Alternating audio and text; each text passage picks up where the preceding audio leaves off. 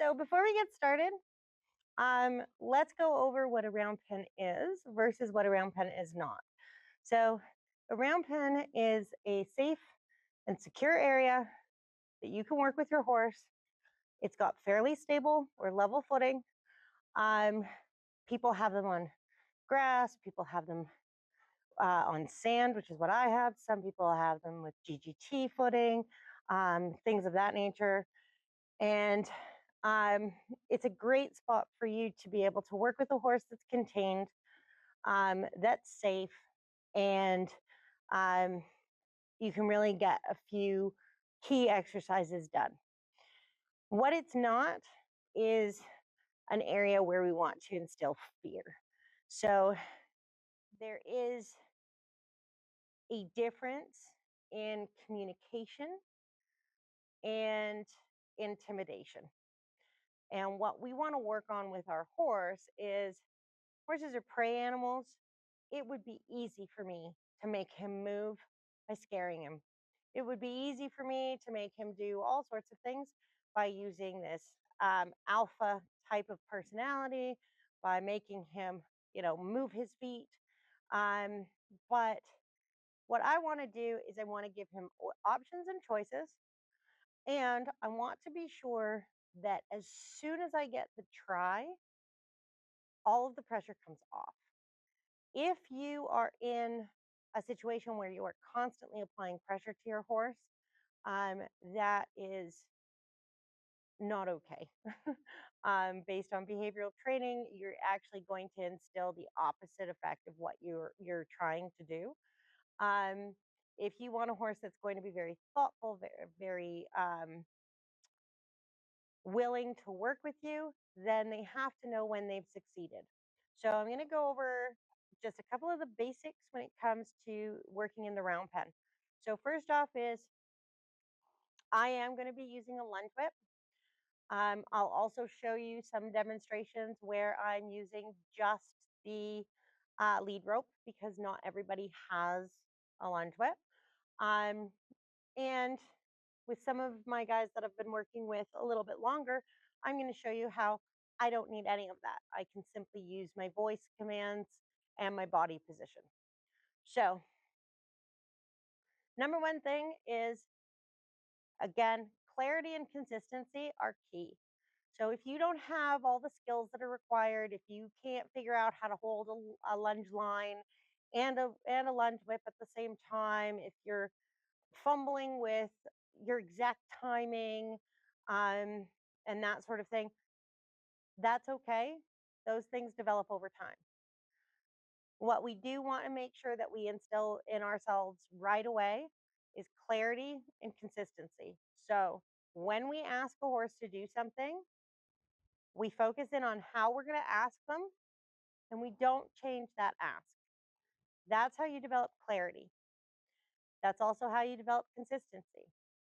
And then what we want to do is at your best opportunity and your sorry, at your best level of expertise, you want to release the pressure. And so we're going to talk a little bit about that and I'll show you how that works here. So Gunner is very, very sweet.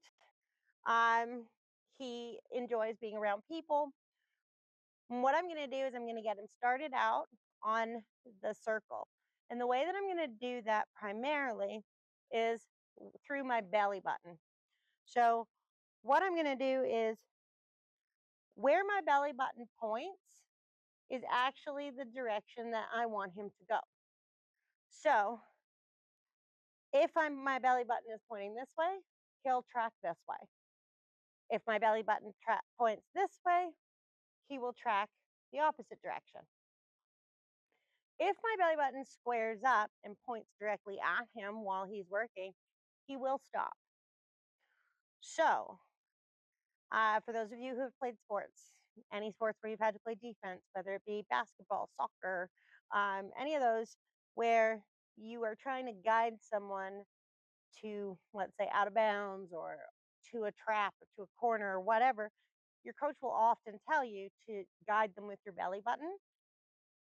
This is where you can actually use that skill for something else.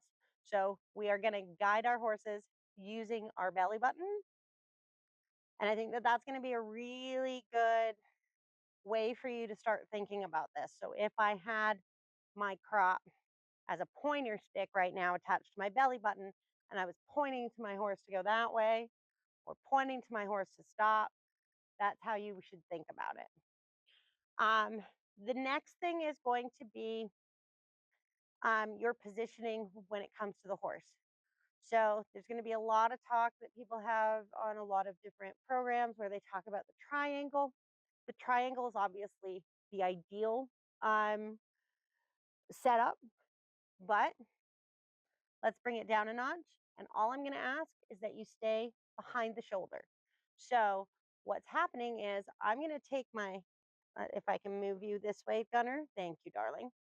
I'm going to take my belly button and I'm going to point it here at the edge of his shoulder blade. So if I can show it from this side, I'm going to point my belly button here.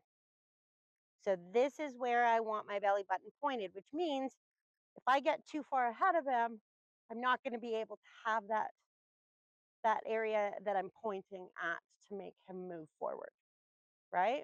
Or to ask him to move forward. And so this kind of communication is going to allow the horse to understand that we're moving them with our body. We're going to be able to get them to exercise, to loosen up, to not have to worry about having the weight of a rider on them. And we can have some fun with it too. But we want to make sure that we're not overexerting our pressure. Our horses shouldn't be running frantically. Most of us don't actually want to create overly fit horses anyways, so we don't want to be spending hours in the round pen. We want a horse that's fit enough to carry us, but not so fit that they're going to be taking off on us every few minutes. So let's get started with Gunner here. All right, good. First thing I'm going to do is I'm going to point in the direction that I want to go, line up my belly button, and then I'm going to give him a little bit of encouragement using a verbal cue. Again, that verbal cue asks him to do something.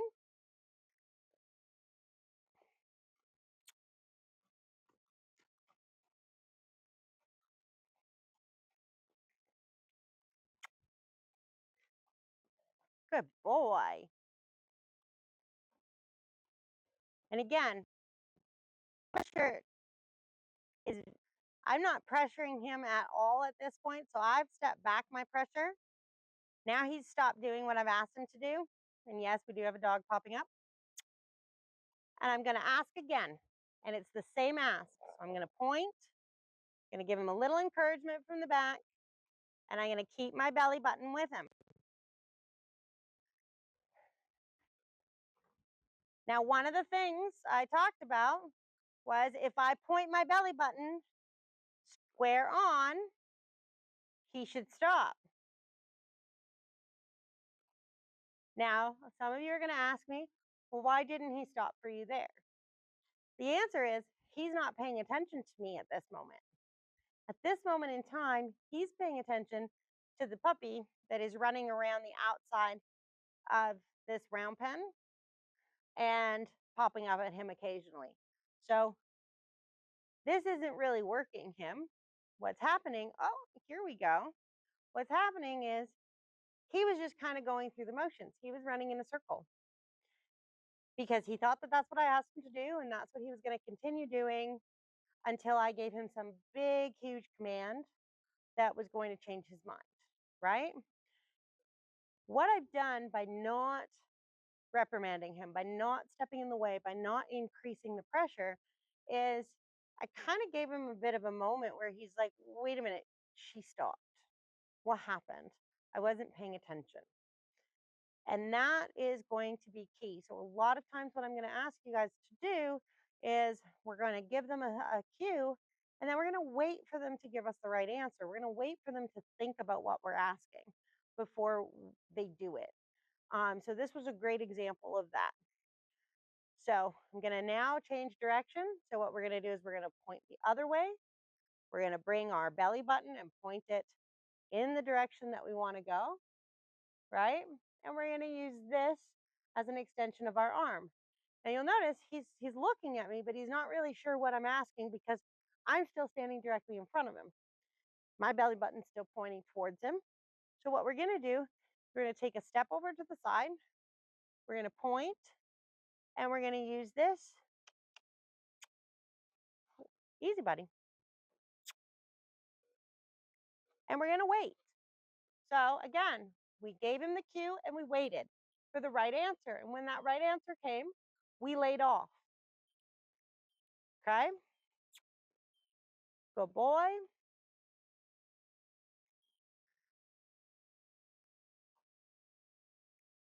Now, if I want him to pick up his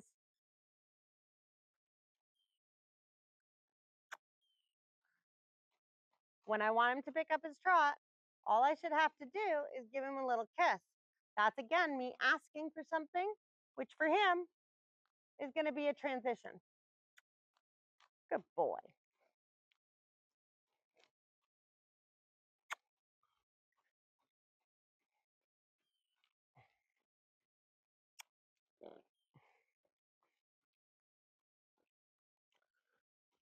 So one of the things I'm going to work on with Gunner here is I really want him to start extending underneath him.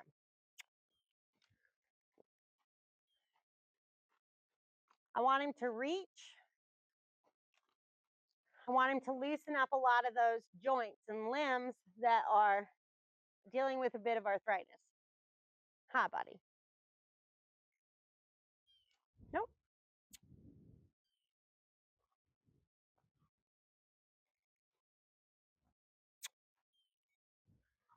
Okay.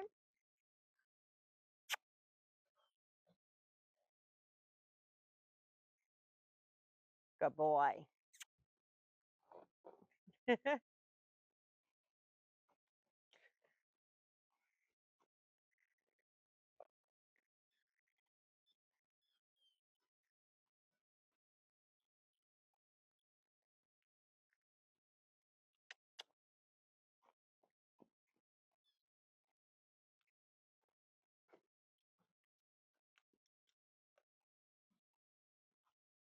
So again, my belly button is what's moving him, right?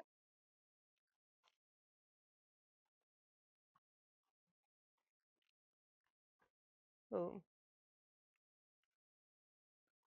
Good boy. And look at that. So when I did stop and I pointed my belly button towards him, he stopped and moved in. Now, some of you are going to have experiences where you're going to be working with your horse and they're going to do something that you didn't ask them to do. Instead of getting upset with the horse, I want you to really look at what you did. Really start to think about what it is that you did that may have signaled him to change gaits, something that may have signaled him to stop or change directions. A lot of times, it's something that we don't even realize that we've done, but a horse has gotten ahead of us, and now our belly button's no longer behind the shoulder, or um, you know, we've gotten distracted by something, or we've started talking to someone, and now we're out of position.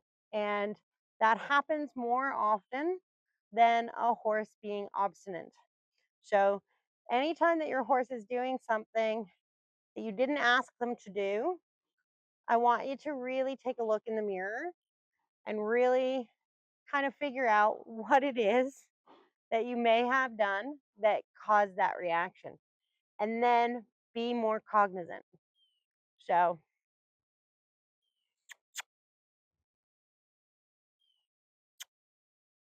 good boy.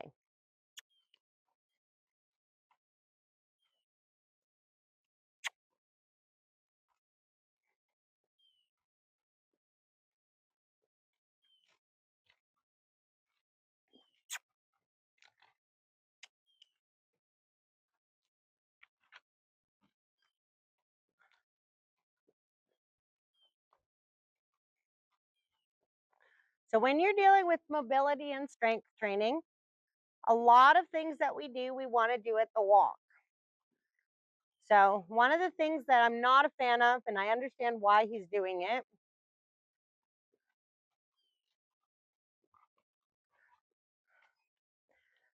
is that Gunner is cutting his corners. I don't need him to trot, so we're gonna slow him up a little by taking that pressure off, backing up a little, still pointing him in the right direction. So I'm still pointing him in the right direction, but I backed off a little. And I'm saying, yes, good boy. Nope. So be careful. If every time you stop your horse, you say, good boy, they're going to take that as the cue to stop. So that was a good example of a horse that's been taught that command without my knowledge. So I'm going to have to work with him on understanding that that good boy just means that he's a good boy. It doesn't mean that he has to stop for me, because I don't want that. Because if I'm in a show or if I'm doing something else with him and I just want to tell him he's a good boy, that's not the command for stop. The command for stop is whoa. So, all right, Gunner, off we go.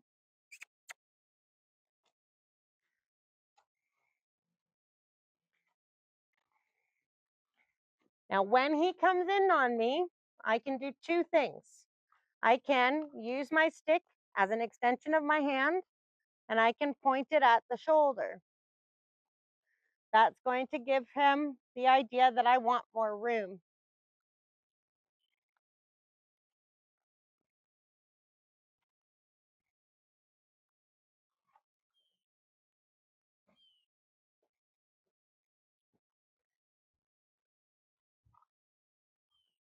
The other option that I have is for me to move closer to him.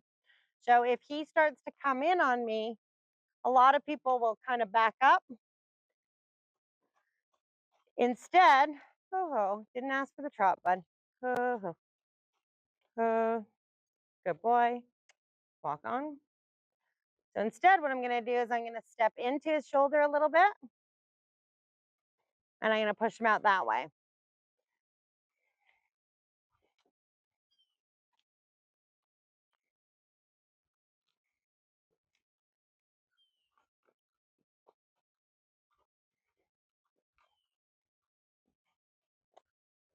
So believe it or not, getting a horse to walk when lunging is actually one of the more difficult things you can do. It's really easy to get them to run, whether it be a trot or a canter.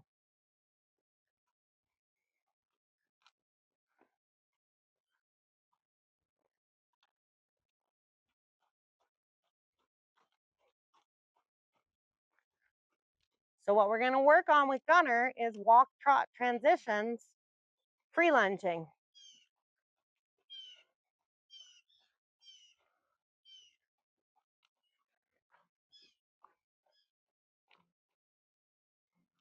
Good. So in order to do that, because coming down or transitioning downward is hard,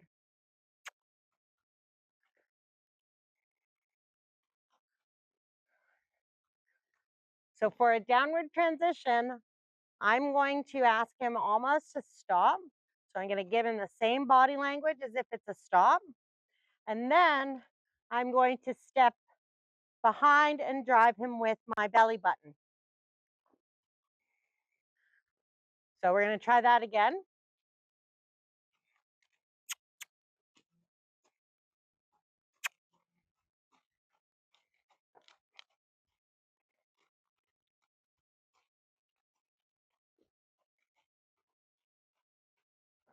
Yes.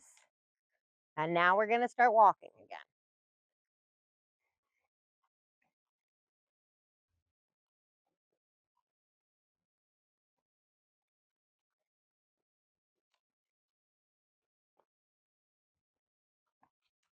And you'll notice one of the things I said that I wanted to do with him was to get him really reaching underneath himself. And you're going to notice if you look at the beginning of the video versus now, that's already starting to happen. He's starting to stretch out a little bit more.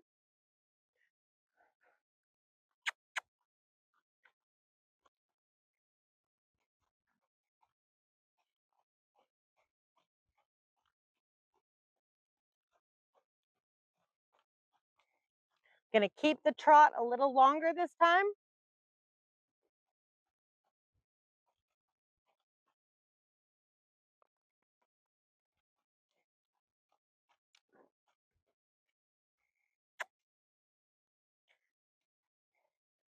And so this is where you can start working on timing. So you'll notice I get him to stop. And as soon as I see that that stop transition has happened, I move him forward into a walk. So as you're starting to work on your timing, this is a really good spot to do that. It's low impact. You're not going to be causing major problems or major issues, right? So it's a great opportunity for you to start working on getting that timing or that feel for when they're having that downward transition so that you can respond and keep them moving.